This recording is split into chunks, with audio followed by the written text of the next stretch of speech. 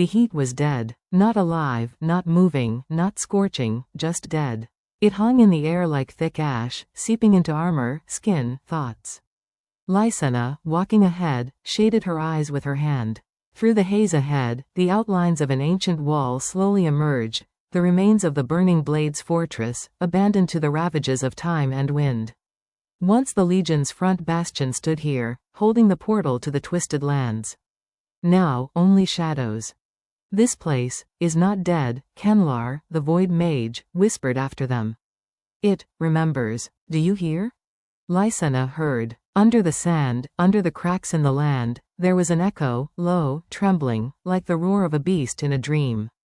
It was not angry, it did not call. It was waiting. Don't get distracted, she said harshly. We did not come to read dice. The map leads here.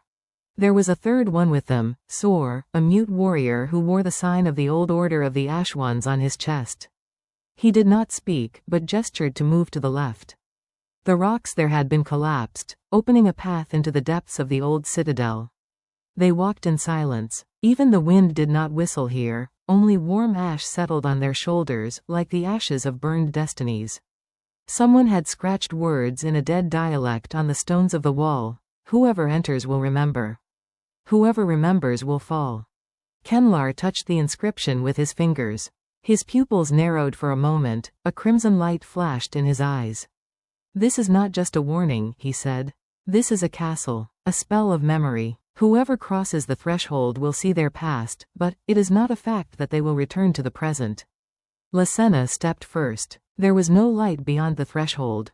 Only emptiness and a feeling that reality itself was different here.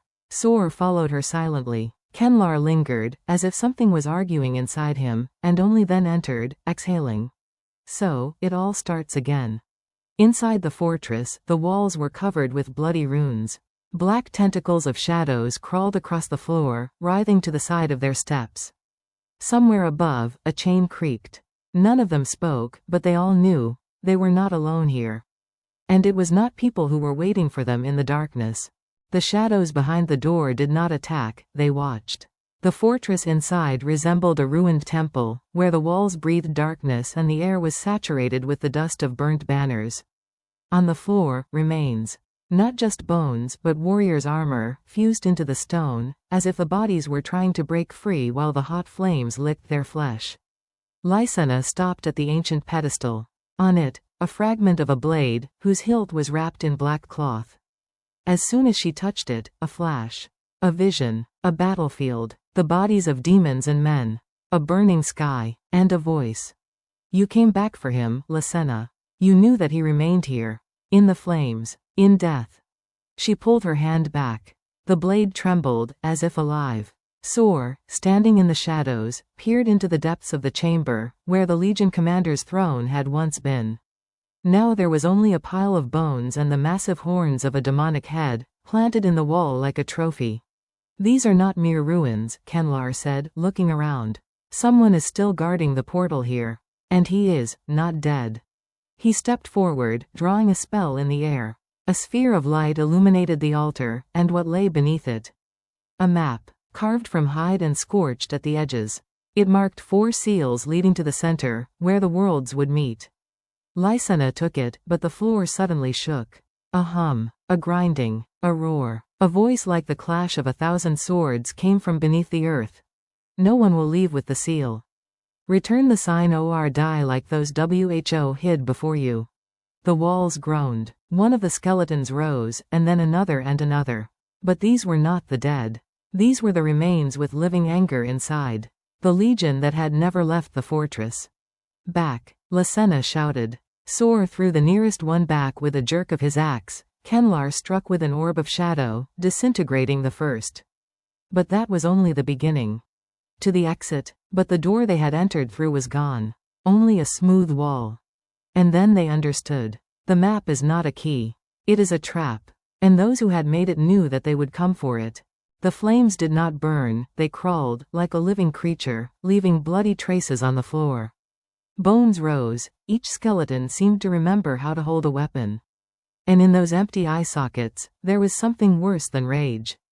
Anticipation. They knew who had come. This is a ghostly legion, Kenlar said through gritted teeth. Their souls are bound to a final command.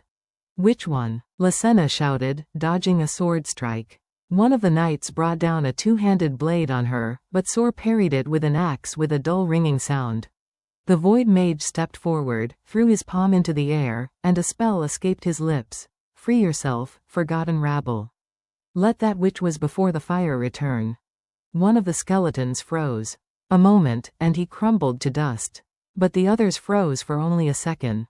It was not enough. Very little. Lysena pressed the map to her chest, and in that moment she saw herself in the past. Vision. Years ago. She is an officer in one of the scouting groups of the Burning Legion.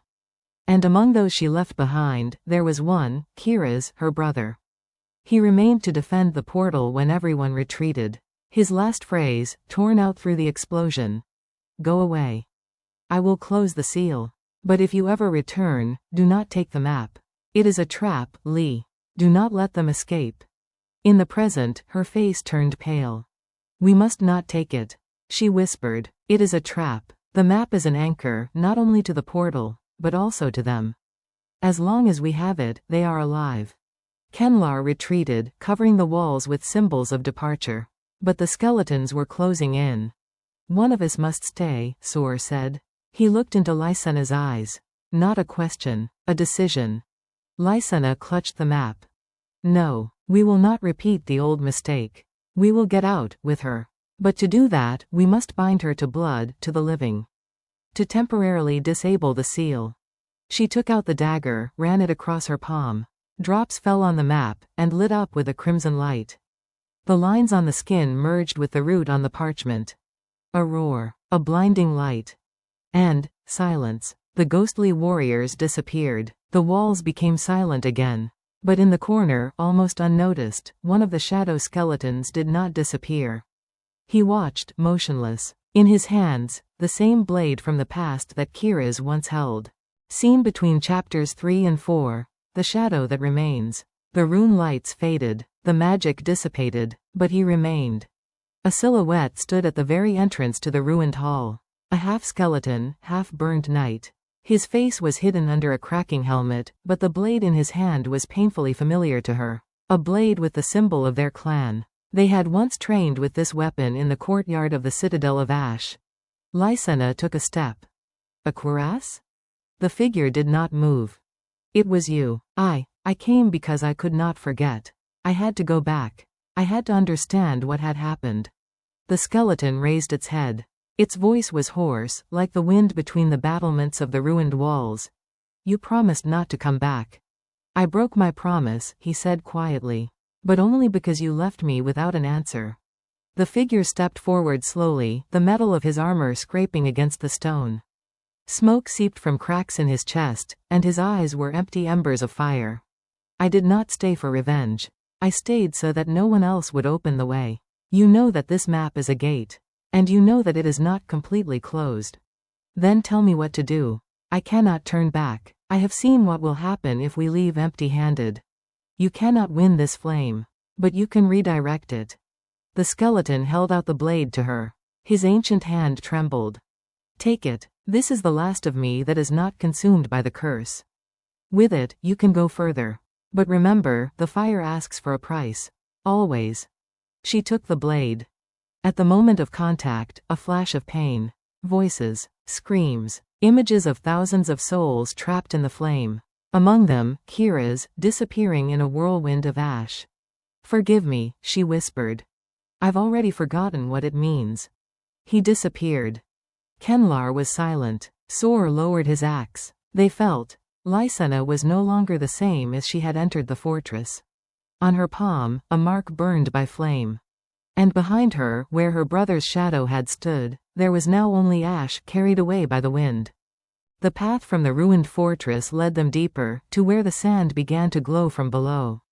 The ground beneath their feet was no longer ground, it breathed like a living thing, rising and falling slowly, as if in a dream. And in that breath there was a heat, ancient, primordial, as if death itself had taken the form of fire. Kenlar stopped at the rift. This is not just a crack in the earth. This is a wound. Here, the world once tried to heal. It could not. There was a gaping chasm within, where a crimson glow swirled. And a voice again. Deep, like the underground roar of a volcano. It did not sound, it hummed in the bones. Who brought the blade of the fallen? Lysena stepped to the edge. I am Lysena of the Ashen Blood. I come with a map, and a name that was given to the flame. The crack widened. A creature rose slowly from the depths, not a demon, not a spirit. It had no form, only a face carved from fire and hands like lava flows wrapping around themselves. You call the fire, but do you know its value? Yes, firmly.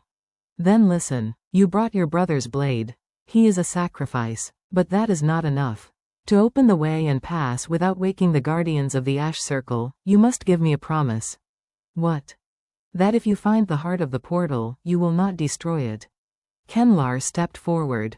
This is madness. The heart is the source of evil. It cannot be abandoned. Soar raised his axe, as if he knew what would follow. Lysena looked into the face of the fire. She remembered the voice of Quras, as he said, you cannot stop everything. You can only choose what burns and what survives. She clutched the blade and whispered, I promise. At that moment, a stream of lava stretched out to her and entered the blade. The metal glowed, as if heated from within. Cracks appeared along its edge, but in those cracks there was light, not destruction. Now you bear the mark of flame. You can open one seal. Just one. The rest will wait for their blood. Where is it? The first? The creature pointed west, where the landscape was crumbling into chaos. A twisted canyon where gravity no longer worked and time could stand still. There, in the mouth of the silent fire. But hurry, you are not alone in pursuing the heart. And with those words, the fire disappeared. The silence returned. Only the light of the blade, now smoldering like coals in Lysena's palm, spoke. The deal is done. And far behind, in the ruined fortress, one of the ghostly knights raised his head again. He had heard that promise. And he would not forgive. The ominous silence of the canyon seemed to breathe, distorting the space around.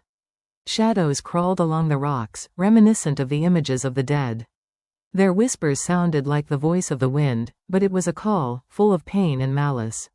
Lysena and her companions stepped carefully, feeling that every movement was being watched. This is the beginning of the path, Kenlar whispered, looking deep into the gorge.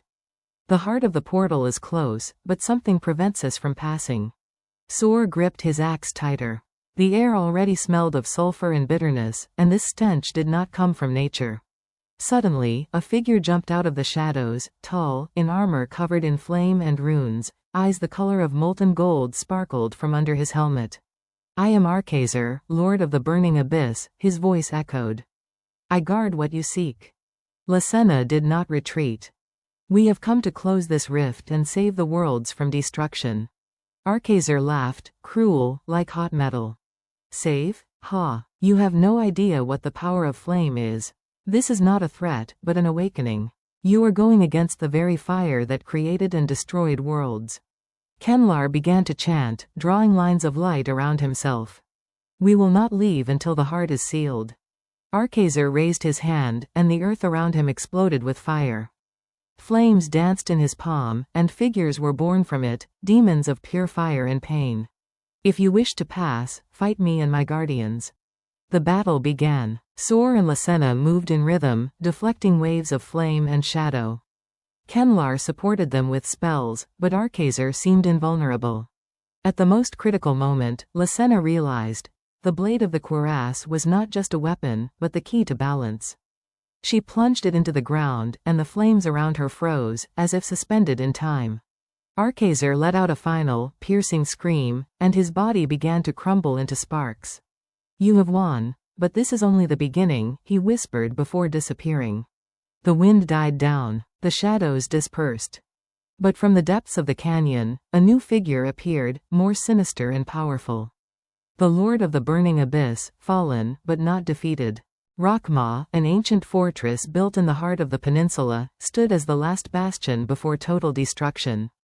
Its walls, covered in scorched symbols and the scars of centuries of battle, had not seen living soldiers for a long time, but now battle cries were heard again.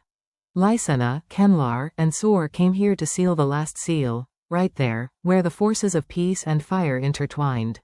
But the enemy knew about it, too. Swarms of ash beasts hung around the fortress, monsters with sparkling fiery jaws and claws that tore stone and flesh.